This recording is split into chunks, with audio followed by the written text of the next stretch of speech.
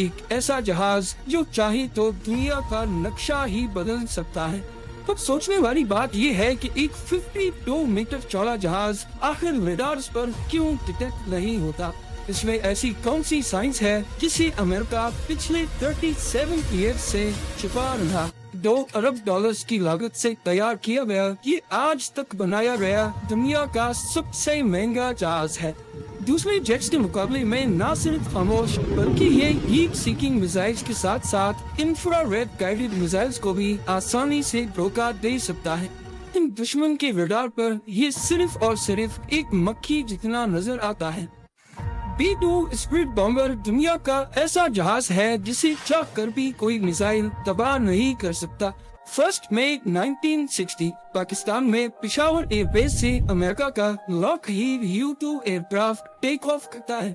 ये CIA के एक सीक्रेट मिशन पर सोवियत यूनियन की जासूसी करने जा रहा था। ये कोल्ड वॉर का दौर था जब अमेरिका और सोवियत यूनियन दोनों अपनी टेक्नोलॉजी के जरिए एक दूसरे को नीचा दिखाने की कोशिश कर रहे थे। अमेरिका को घमंड था कि उसका U-2 Lockheed spy plane 80,000 feet पे फ्लाई कर सकता है और इतनी हाई एल्टीट्यूड पे कोई उसका कुछ नहीं बिगाड़ सकता। यूएस समझता था कि इतनी ऊंचाई तक USSR का कोई मिसाइल नहीं पहुंच पाएगा। पर जैसे ही ये जहाज सोवियत यूनियन की टेरिटरी में घुसा तो रडार ने फौरन उसे डिटेक्ट कर लिया। पहले तो उन्होंने कई फाइटर जेट्स भेजे और कई मिसाइल्स लॉन्च किए, लेकिन वाकई इतनी ऊंचाई पर हिट करना उनके बस में नहीं था। लेकिन फिर सोवियत यूनियन की मिलिट्री ने अपने S-75 डिवीना मिसाइल को प्लेन पे लॉक करके फायर कर दिया। इस मिसाइल के बारे में अमेरिका को भी पता था, लेकिन उनका ख्याल था कि सोवियत का S-75 भी इतनी ऊंचाई तक नहीं पहुंच सकेगा। S-75 ने 80,000 फीट पे उड़ते हुए U-2 लॉकहीड को से हिट किया। प्लेन वहां के येकाटेरिनबर्ग नामी शहर के ऊपर गिरा और पायलट ने खुद को इजेक्ट कर लिया। शुरुआत में अमेरिका ने कहा कि ये नासा का वेदर रिसर्च प्लेन था, लेकिन जब सोवियत यूनियन ने कैप्चर किए गए पायलट और U-2 का सर्विलेंस इक्विपमेंट दुनिया के सामने रखा तो अमेरिका की पूरी दुनिया में बड़ी बदनामी हुई। इसके बाद रशिया यानी सोवियत यूनियन ने अपने एयर डिफेंस पे काम करना शुरू कर दिया और अमेरिका ने ऐसी टेक्नोलॉजी पर जो रडार के सामने लिटरली इनविजिबल हो जाए। उस वक्त अमेरिका के पास B-52 बॉम्बर्स थे। ये बात कंफर्म हो गई कि रशियन टेरिटरी में दाखिल होने से पहले ही इसे गिरा दिया जाएगा। यानी अमेरिका चाह कर भी अपने न्यूक्लियर वेपन्स रशिया के खिलाफ इस्तेमाल नहीं कर सकता। और फिर 1976 तक USSR ने ऐसे सरफेस टू एयर मिसाइल बनाए जिनमें S-300 भी शामिल थे। इस वक्त USSR का एयर डिफेंस इतना स्ट्रॉन्ग हो गया कि अमेरिकन एयर फोर्स के एक जनरल ने कहा कि सोवियत यूनियन में अपना B-52 बॉम्बर भेजना ऐसा ही है जैसे मक्खी के छत्ते पर पत्थर मारना। यही वो वक्त था जब अमेरिका ने 1978 में एडवांस टेक्नोलॉजी बॉम्बर यानी ATB प्रोग्राम लॉन्च किया। इस प्रोग्राम का मकसद एक ऐसा बॉम्बर प्लेन बनाना था जो सोवियत यूनियन की टेरिटरी में जाए, उनके रेडार्स के सामने बॉम्ब्स गिराए और बिना नोटिस हुए वहां से निकल जाए। अमेरिका की ये तमाम रिक्वायरमेंट्स पूरी की B-2 बॉम्बर ने, जिसकी पहली फ्लाइट 1989 में हुई, लेकिन दुनिया को ये 1997 में दिखाया गया। इस एयरक्राफ्ट का एक एक कोना ऐसे डिजाइन किया गया है कि जब रडार के सिग्नल्स इस पर पड़ते हैं तो वो वापस रडार तक नहीं पहुंच पाते, यानी उन सिग्नल्स की डायरेक्शन बदल जाती है। और इसी वजह से इसके डिजाइन में सिर्फ विंग्स है, ना फ्यूजलाज और ना ही टेल।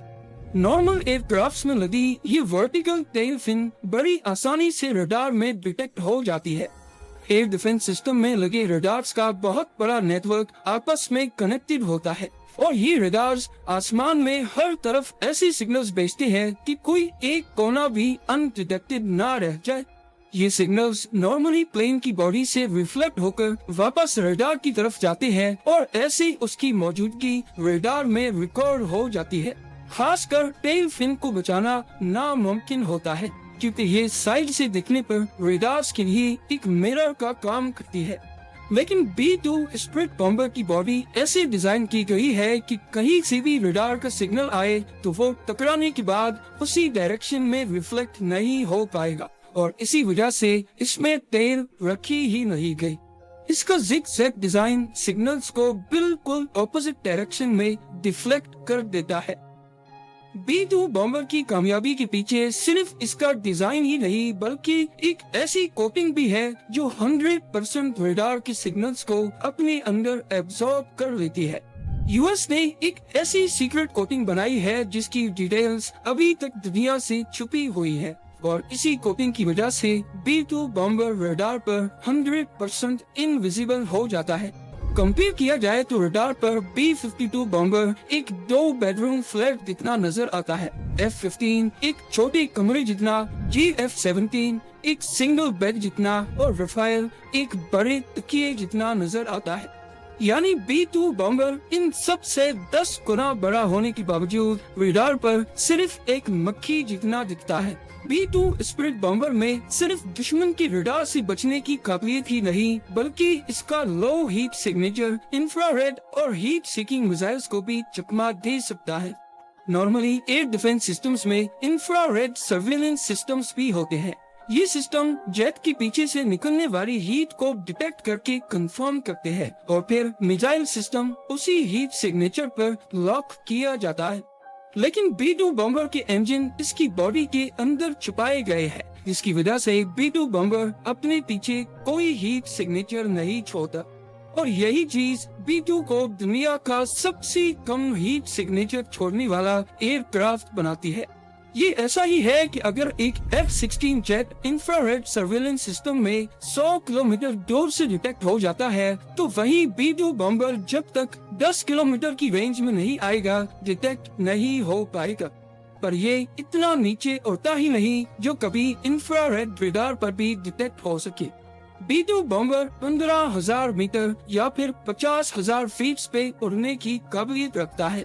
इतनी ऊंचाई पर उड़ने की वजह से ये न सिर्फ इंफ्रारेड रडार से बच सकता है बल्कि ऊपर एटमॉस्फेयर पतला होने के बायस जहाज पर ड्रैग कम पड़ता है और फ्यूल एफिशिएंसी बेहतर हो जाती है, जिसकी वजह से ये और ज्यादा डिस्टेंस ट्रेवल कर सकता है। अपने फुल टैंक में B2 बॉम्बर 11,000 किलोमीटर का डिस्टेंस बड़ी आसानी से तय कर सकता है। B2 बॉम्बर को असल स्टेल्थ बॉम्बर बनाता है इसका ECM यानी इलेक्ट्रॉनिक काउंटर मेजर्स। B2 के अंदर हाई टेक ECM सिस्टम्स लगे हुए हैं जो पहले ये देखते हैं कि दुश्मन के रडार की क्या फ्रीक्वेंसी है, फिर उसी फ्रीक्वेंसी पे झूठे सिग्नल्स भेजते हैं जिससे रडार पर B2 की गलत लोकेशन शो होती है, या फिर 20 अलग अलग लोकेशंस पर B2 नजर आने लगता है जबकि असल में वो सिर्फ एक जगह ही होता है। ये सिस्टम रडार के सिग्नल को रिकॉर्ड करता है और उसे मॉडिफाई करके वापस भेज देता है। रडार को लगता है कि ये सिग्नल जेन्युइन है पर असल में वो झूठ होता है। ये ECM सिर्फ उसी रडार को गलत सिग्नल भेजता है जिसने उसे डिटेक्ट किया हो, ताकि दुश्मन को लगे कि शायद रडार में कोई नॉइज या एरर आया है।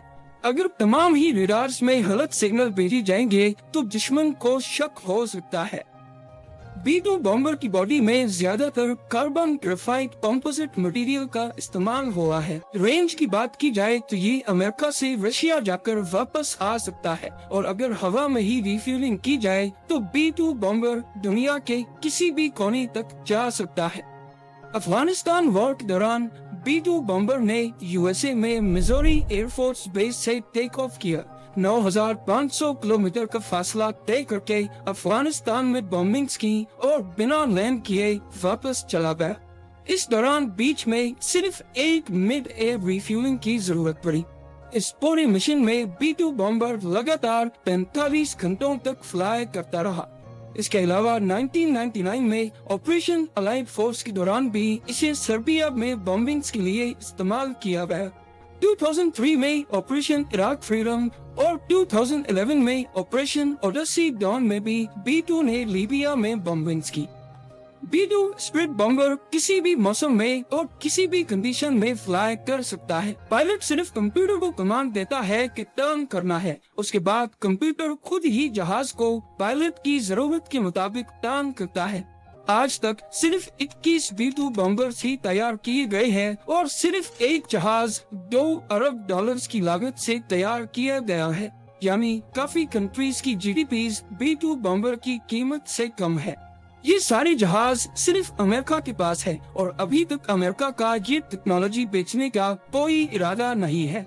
इसके अलावा फ्यूल की बोक ऐसी कि सिर्फ 1 घंटे में ये $1.5 लाख का फ्यूल पी जाता है, वहीं एक नॉर्मल कमर्शियल जेट 1 घंटे में $10,000 का फ्यूल पीता है। B-2 बॉम्बर की मेंटेनेंस भी किसी आम जहाज से बहुत अलग है। हर फ्लाइट के बाद पूरे जहाज को सॉफ्ट वॉश किया जाता है और इस पर दोबारा से सीक्रेट स्टेल्थ कोटिंग की जाती है।